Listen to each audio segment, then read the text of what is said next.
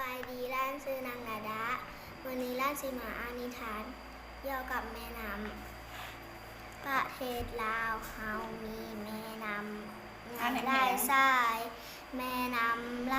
จากบอนสูงลงมาบอนต่ำเมื่อเวลาฝนตกอยู่เทิงภูนำห้วยอยู่ภูนำเอานำมาสู่แม่น้ำสายต่างๆแม่น้ำเป็นบอนอยู่ของสัตว์นำไล่สัตว์นิดสัตว์ดังข้าวมีปลาเอียนปลาคาปูกุ้งหอยและสัตว์อื่นๆอีกนอกจากนั้นสัตว์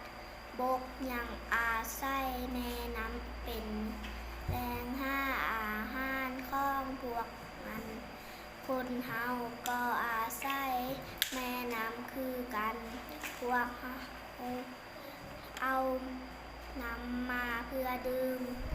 อาบและซักเครื่องหาปลาเป็นเส้นทางขนส่งทางน้ำเฮ็ดของเมืองเพื่อใช้ในการกสิกรรมและอุตสาหกรรมเมื่อนำอยู่ผู้ไหลลงสู่แม่น้ำมันใสแต่เมื่อมันอยู่ตามแม่น้ำมันจะเปื้อนสาเหตุที่เฮ็ดให้น้ำเปื้อนย้อนว่าคนเฮาใช้แม่น้ำเป็นบอนทิ้งขี้เหงื่อ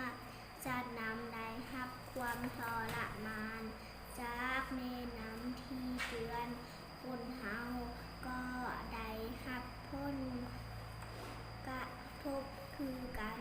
พวกเฮาทุกคนต้องการน้ำที่ดีต่อสุขภาพพวกเฮา